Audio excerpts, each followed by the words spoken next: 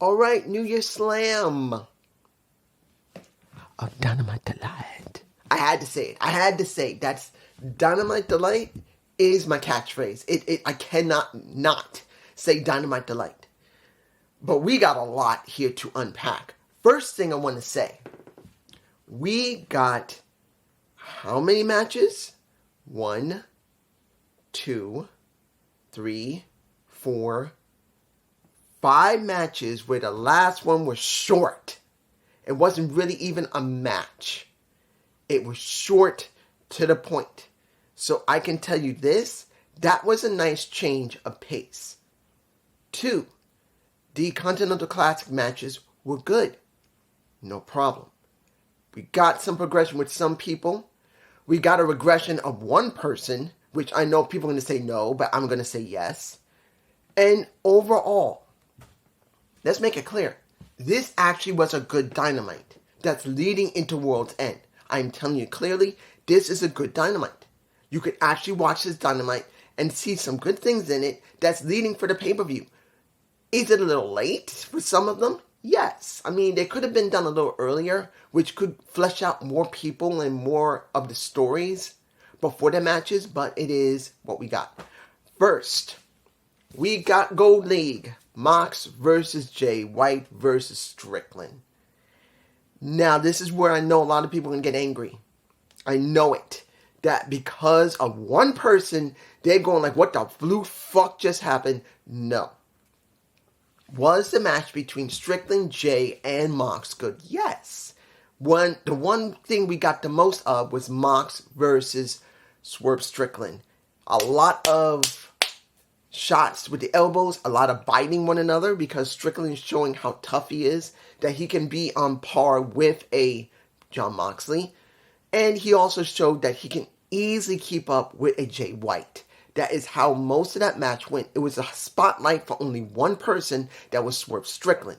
And that was very good. But, and I know you're not going to be happy, Swerve lost. And you can say, well, Swerve didn't really stand that much of a chance. Look what happened with Jay White. He was using a chair and he was hitting Mox. And he did use it on him. Yes, it was a triple threat. We know they have no rules. They went amongst the fans. They were fighting amongst the fans. It wasn't too bad. The match was good. But I'm telling you now, it was the wisest choice because who won the next match? But I will talk about that last because that's what my focus is. Unlike everyone else, my focus is that match. But it was a good match for what it was. But here is where I was talking about a regression of one person. Swerve, after the match was over, about 10 or 15 minutes afterwards, I think about 10 minutes, within 10 minutes, he was pissed that he did not beat Mox and Jay. He was just mad. Pissed as hell. And his promo was actually very good. Until, what did I tell you guys? That it would be too soon for Keith Lee to face a Swerve Strickland. What did they do? Swerve was with Tony Schiavone. Swerve said he said, well, you keep saying I'm him, fine, I'll face you. But then we get a contract in the hands of Swerve. Well, not really in the hands of Swerve. Tony Schiavone was holding it. And then Prince Nana was mad. He said, I did not authorize this. And Swerve said, okay, no problem. Fine. He won, he'll get it. This was not a progression of Swerve Strickland. It's a regression. Why? Because, simply put, Keith Lee's not ready. And I know people are going to say, oh yeah, what happened with Brian Cage? That was only Brian Cage. What happened to the other people of Gates of Agony? What happened to facing them? He faces Brian Cage, and then that's it. And now, after only a week, he goes up against Swerve Strickland, who just finished this tournament, where it would be more wiser to let next week Keith Lee take on one of the other members of the Mogul affiliates, one of the other two of the Gates of Agony, and then build into facing a Swerve Strickland. What, the next pay-per-view will be Revolution? No. We get it now. Do you understand what I was talking about? If anybody says this doesn't have a problem, I don't have no problem, then explain to me in the comments, how can you justify seeing a Keith Lee after facing Shane Taylor on ROH when no one watches it because they don't have big numbers on Honor Club? How would they know? Honestly, how would they know? Other than the advertising they've done on regular Dynamite TV, which is not much, how would you know there was some type of progression of Keith Lee? You wouldn't. You wouldn't know that he had a 7-year story with a Shane Taylor. He would not. Nobody would know unless you watch ROH TV all the time and have to pay almost $5 or $6 a month for it. Not talking about the pay-per-views. You wouldn't know. Why would you care? Because you don't watch it. You watch Dynamite, you watch Collision, you watch Rampage. And not everyone is going to spend an extra $5 to $10 doing Honor Club. Unless you do Honor Club in another way, possibly. So honestly, this was a waste of Swerve Strickland.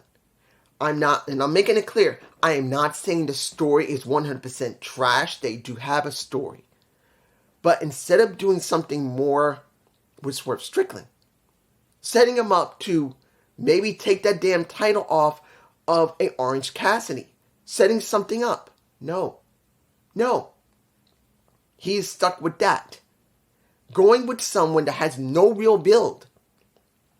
Swerve is the end boss. What about the other two henchmen of the Molo affiliates? He goes for one henchman and Brian Cage, and that's it. Done.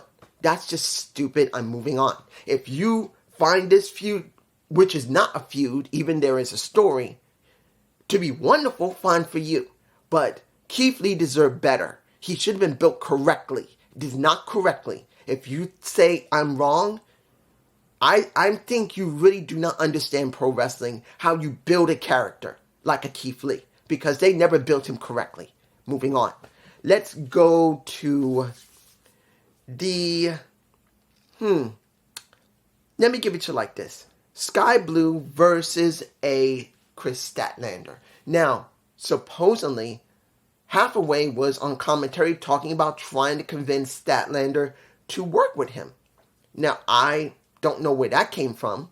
Was it on Collision? I don't know. I've never saw it there. Was it on Rampage? Maybe. They've been building it on Rampage, but I've not seen it. Unless it was ROH TV, which makes no sense because Statlander doesn't go to ROH. So maybe it started on Rampage, since I don't watch Rampage. That would be the only way it would make sense, because we've never seen it on Collision or Dynamite. Why he would even bother with her?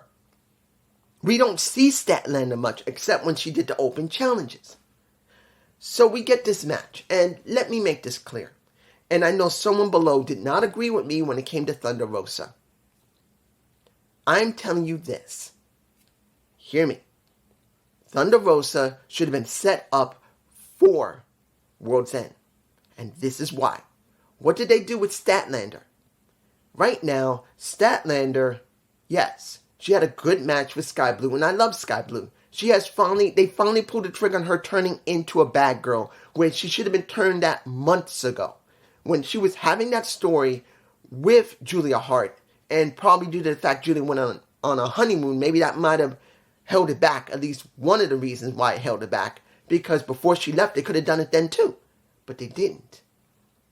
But they finally pulled the trigger. She is working with Julia. Does it mean she's part of the House of Black? I don't know. It's possible Julia is not working with the House of Black when it comes with Sky Blue. She'll only work with the House of Black when they need it, and when it's about her, it's going to be Sky Blue instead of Brody King.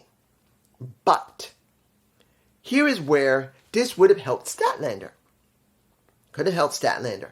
Because if they're trying to make an angle of Hathaway wanting to try and be like a manager for her, and if they had done anything on Rampage trying to advertise that, which they didn't do on Collision or Dynamite, this is the first time I've seen it, this would have been the best time. Because what did they do with Statlander? The only thing they did was let her get her ass whooped. And Hathaway's talking about Willow actually trying to backstab a Chris Statlander, which once she got her butt kicked after the match was over, because Julia Hart did clock Statlander in the head with the title. That's the reason why Sky Blue won. There was nothing on the line other than that match. You got a Statlander getting her ass kicked. You got Willow running down to try and protect her. And then you have Abaddon coming out, staring a hole right through pretty much both Sky Blue and Julia Hart. So where does Statlander actually gain anything? Because the person who was talking to me, and I'm not disrespecting him, I'm just giving his point of view. He said it makes no sense for a Thunder Rosa to have a match at World's End just to not look great, or worse, mess up Statlander, mess up a Britt Baker or someone else. Well, what is Statlander doing now? She just got a butt kicked. Where is the story? Is it going to be with a Hathaway and a Willow Nightingale? Wouldn't it have been better if Thunder Rosa had been given a match with Scott Statlander and they had promoted a little bit of Hathaway trying to convince Statlander that the way you've been with the Best Friends and Orange Cassidy does not work, and that pretty much Willow Nightingale is screwing you in the back? Wouldn't it have been good to culminate that at the pay-per-view? That if she loses to Thunder Rosa, which she should have, because we're not getting a match, you could see that Thunder Rosa won, Statlander is pissed off, you see Willow coming out, and guess what happens? Willow gets her clock clean, and she listens to Hathaway and walks away. Because what did she gain since she came back after she lost the title? Nothing. This could at least been something for her. Because right now, what is she going to do? She's going to have another fight with Julia Hart and a fight with Sky Blue. Doing what? If Abaddon loses, what, you're going to get Statlander to go up and get the title again? And do open challenges again? This would have been something different. No. Let's move on. Next. Let's do a little bit of these backstage segments. Mariah May had an interview on the stage. She was so happy to be affiliated with a Tosis. No, you know why I botched my Toni Storm? Because I'm still not happy about her working with Riho. I'm just sorry. It should be Saraya. It should be Ruby Soho. But it's neither. So when you see Riho, and understand, I don't hate Riho. She's cute. She is a good wrestler. A good Japanese wrestler that has no character. They've done nothing with her. The most she ever had is with Abaddon about 2 or 3 years ago when Abaddon was scaring. No, was it her or was it a Hiroko Shida? I think either Hiroko Shida or Riho dealt with Abaddon briefly before I think she went away because she got hurt. That was the most we ever had with her. The most we get are matches when it comes to Riho. We get no character development. Nothing. She just comes in, wrestles, and then if she stays around long enough, she wrestles a couple more people and then she's gone again. She goes right back to Japan. So, or RHTV, counting if she's there. So I just don't see anything for Riho. So I felt nothing and still feel nothing for Riho going against my taste is Toni Storm. I'm sorry. I can't get behind it. But I can say at least Mariah, she's having a match next week on Dynamite, which is fine. And then we got Riho coming out because May did clock her in the head with the title when she was facing a Saraya. After that match, she clocked her in the head. So after that, she chased into the ring. Then we get our timeless one coming out. And she gets clocked as well. And then Riho holding the title over. I can understand why they did it. They want to make it important. But still, I don't feel anything from Riho. And it's not because she's a Japanese wrestler. It's just that the women's division has no proper booking. If anybody says there is story behind Riho, what story? She was gone for months. She came back, and there's no bill for her. She just has a match, and they just give it to her, and then they give her a match with Saraya for no reason to be number one contender to try to get the match.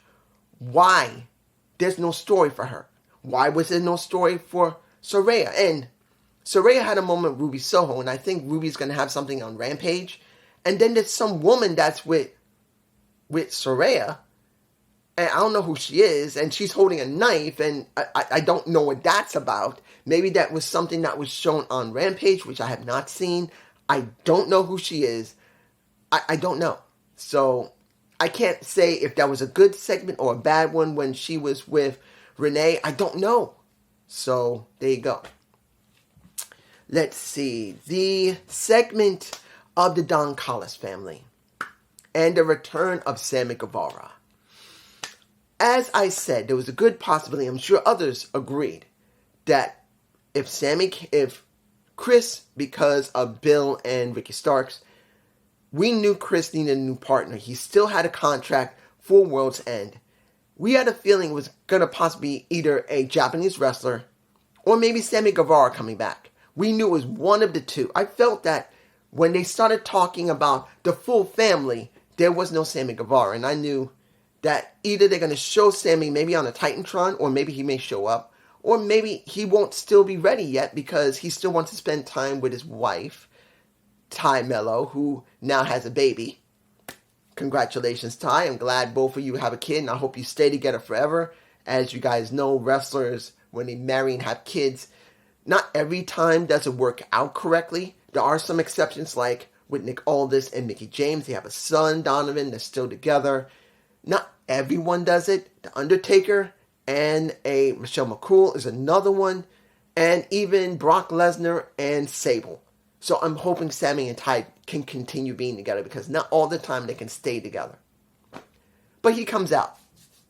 He gets upset. And this is after we get 3, painted pictures of, and understand Don has to be in every picture with Kateska to Hobbs to Fletcher. He's in each picture.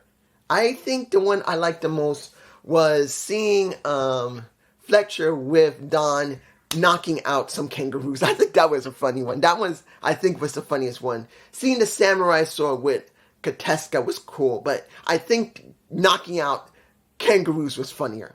But once Sammy got in the ring, he says, "Long time no see, Don. I hadn't heard nothing from you." And then Don says, "I've been holding around this picture because I was waiting for you to come back." He uncovers it, and that's Sammy, and he sees everyone together with a baby in his arms. His newly born baby. And he says, "Who told you can put my kid in the damn picture?" He gets angry. And then Don basically says, "Hold it, calm down, calm down. You need to calm down. I know you've been gone with a concussion for months. You let me down by getting a concussion, then let me down some more because you went and had a baby and still decided not to come back and had maternity leave. You got to make your mind up. What family do you care more? That family or your real family, the Don Callis family?" And pretty much once he shoves them to the floor, I had a feeling one or two things was going to happen.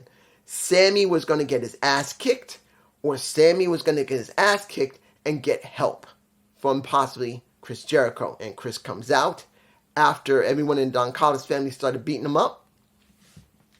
He got a little bit of a bat. And as you saw most of what was going on, eventually the lights go out. And I'm going, why? And the lights come back on.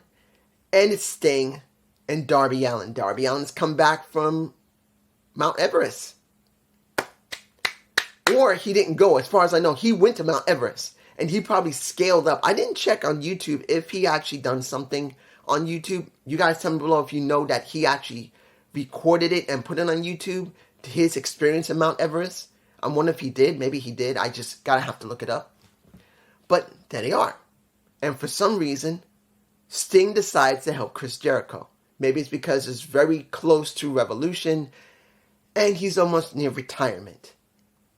No longer going to be an in-ring competitor. He's going to go out on it the way he wants, which is great. So I don't know what this means. Does this mean maybe there's going to be something between Big Bill, because Big Bill came out and started beating up on pretty much Chris and Sammy, and then that's what that happened. So what are we getting? We're getting a triple threat of Big Bill, Ricky Starks, Sting, Darby Allin, and a Sammy Guevara and Chris Jericho. The Sex Gods versus Sting, Darby Allin, and Bill and Ricky Starks. Are we getting that? I don't know. We'll find out eventually. They're going to have to do something before Saturday, before it happens. So we'll find out. Let me see. I can't really say much about Miro. I know that the vid packs have been good. Talking about his wife. Talking about how he can't stand Andrade. And wanting to break his face.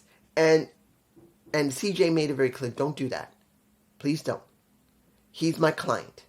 So it's hard to say if this is going to mean anything, because it's only been vid packs. There's been very little interaction between Andrade and Miro. We barely see Miro at all except in vid packs and when he was up against the door for Andrade. That's it. We had it, twice, and that was it. Now, many people say that's good enough. But after what happened in the tournament, and we didn't see Miro show up after the tournament and is facing Andrade with a CJ right between them, that would have made it more important. But this is all we got. And I know that there was nobody that can go down to ringside during the tournament, but I'm talking about afterward. If you're saying no one can go doing that after the tournament, after every match he did, why didn't he show up? Why didn't Miro just come out of the corner and just stare him down with CJ by his side? Why? Why didn't they do that? That's just attention to detail they're not having. That's just me. Okay, almost forgot. Am I happy about the Adam Copeland and Christian sit down before the match?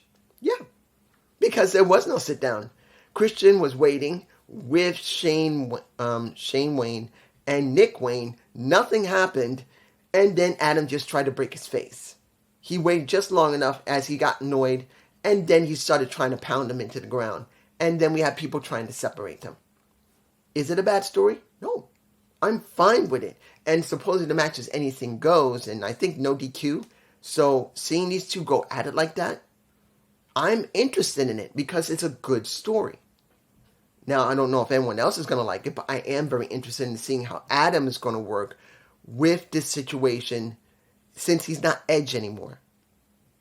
Has he built up enough credibility that he can become more stronger and more prominent on AEW TV as a TNT champion? That's going to be the big question. Having going for the title is one thing. Having it and making something of yourself more, that's another question. Final match, before the one I want to talk about, that is MJF, Joe versus the Devil Mask guys, because they wanted the ROH tag titles. Samoa Joe gets nailed in the back as MJF comes out, heavily taped. No, what was his left arm? I think it was his left arm, my right arm. I think it was taped up and had a brace on it. So MJF said, "Fuck it, I'm going. Let's start the match." Very short, not a lot happened. At least until you got not two guys in black masks, but it was a third one under the ring, hits him in the back, he gets nailed, they destroy him, and now the ROH titles are now off of MJF and Adam, and there you go. No more. The ROH titles are off MJF and Adam Cole. It's done. It's finished. Good. We've been waiting for this. It needed to happen. Whether Adam Cole is the devil or not, it had to happen. Final thing, Joe finally comes out with a chair, hobbles over there to try and save MJF right before they went to pound him some more. He helps him up. And the one thing that's shown, as for our situation, nice doing business with you. And they show it on the Titantron. And for some reason, before this happened, when Joe came out, something went through my head saying, Joe's a part of this. There was a few people that might have already thought this, but I wasn't really thinking about it until now. And I'm going, before this situation happened, I'm saying, why do I have this feeling Joe's a part of this? And guess what? He nails MJF in the back as gentle as possible because he is hurt. And then he gives him a muscle buster and then holds that title over his head. And now that's that. Good ending. Good ending. But as you know, and I got to stop this. I'm leaving this in. I'm stopping this video right now because I got about 4 minutes left. It's not going to be 4 minutes. All right. I know I normally don't say I'm going to stop the camera, but I don't want to be in mid-sentence while I'm talking, and then the camera starts flashing. It's going to piss me off. No. Eddie's dream is real. Is now real. I believe that's what I put. So, the final match for the Continental Classic, the Blue League, we get Bryan Danielson versus the Bum, as he called Eddie Kingston, who has never beaten Bryan Danielson in all the years they've known each other. He's never beat him. So this story, and it is a story, it's two. One, Bryan Danielson is nearing the end of his road because his daughter is going to turn, next year, maybe 7 or 8 years old, and he's flat out retiring from the ring. He made a promise he's going to retire. We don't know when. Maybe near All In, maybe by that time, that might be his last match. And then we got Eddie Kingston, who, as far as I'm concerned, was the more interesting story.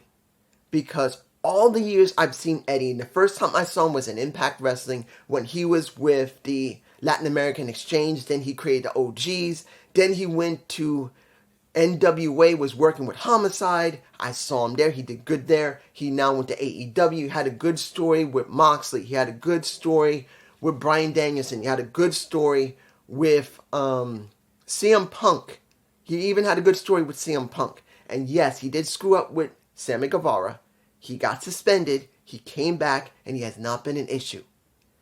This is a story of a guy who is like myself, not just a New Yorker, but he has depression, possibly even anxiety. He may even have anxiety, but he probably has just depression.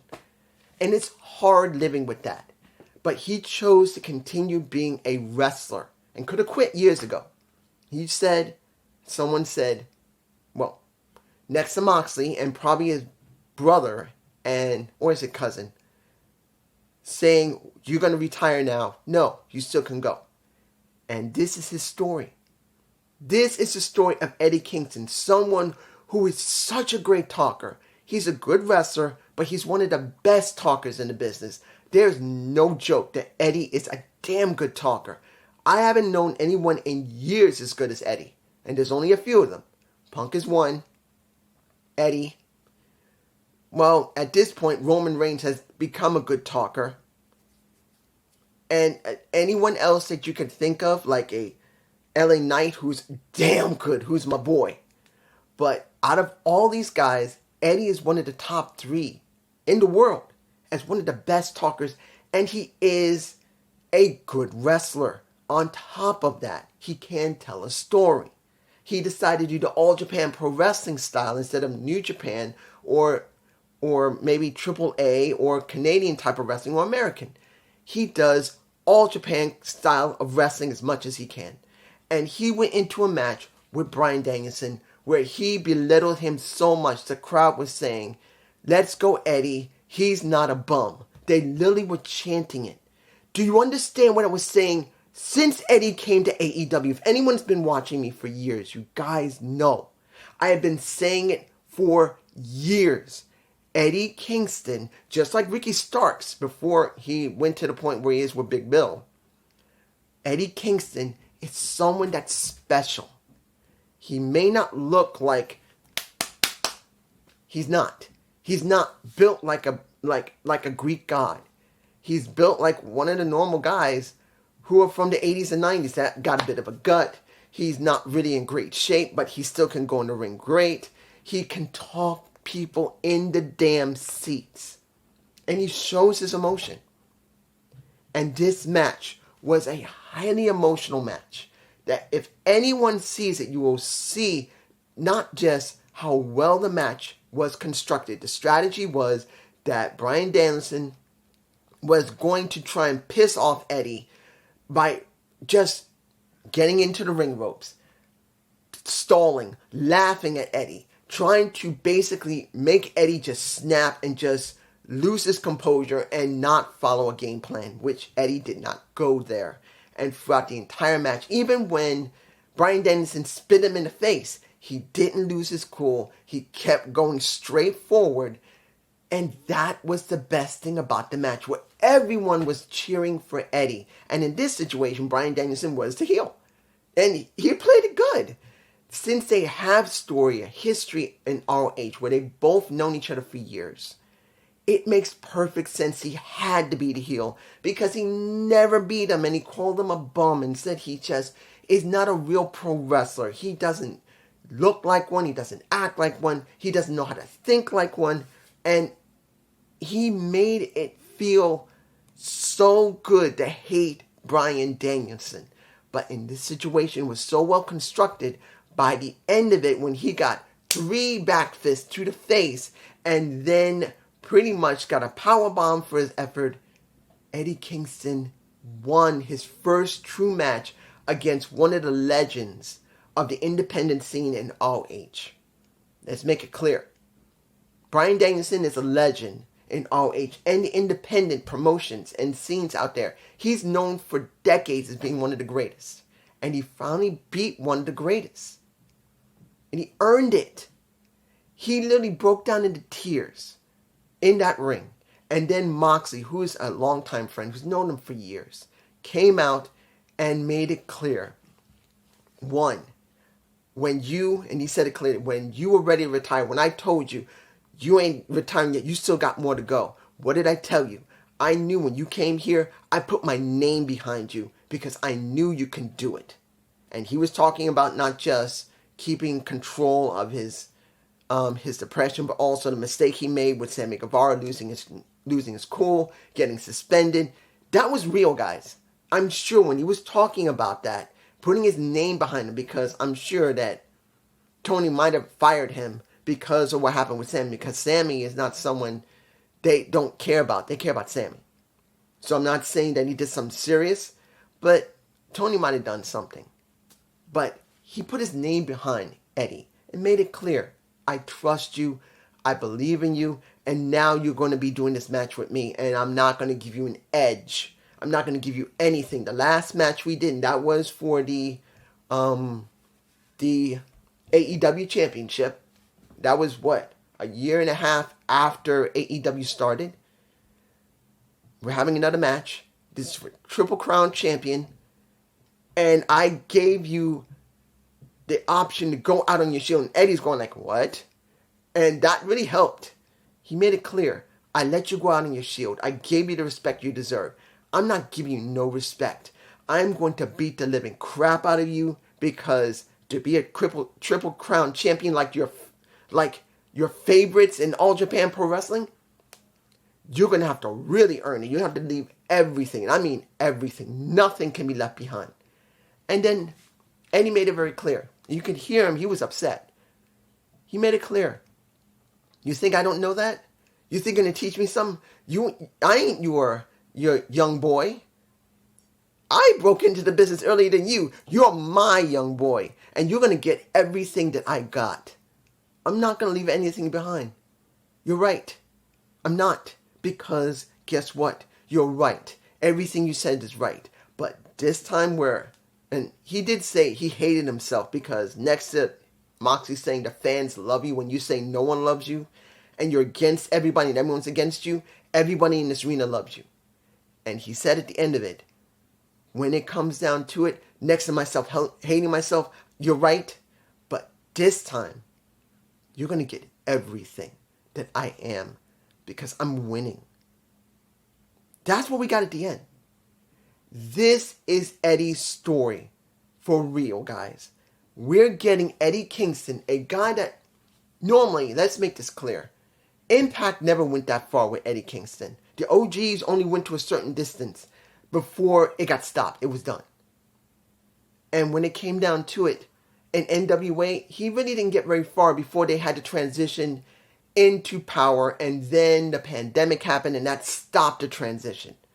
He has gone to promotions where either they would not do much with him or it just got stopped in mid-motion because of the pandemic. So now, Eddie Kingston, who's busted his ass in this company to get people not just to like him, but to love him.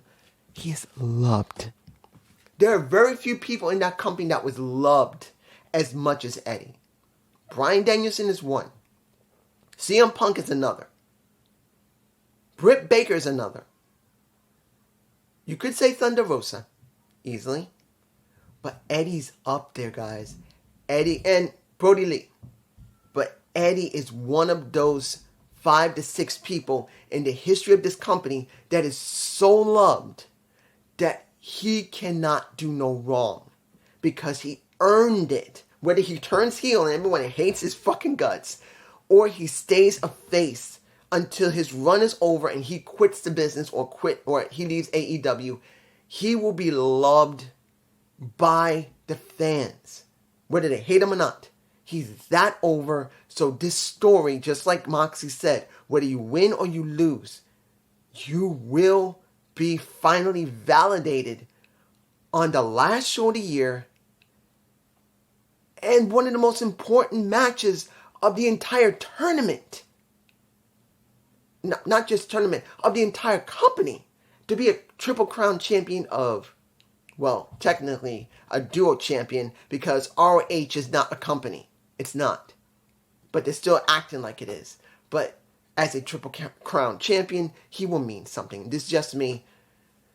I will be releasing a video tomorrow, and that should be about Mercedes Moné. I don't think they're going to have anything new from Impact, so you will be seeing a video tomorrow. And that will be from Gump Report. Peace.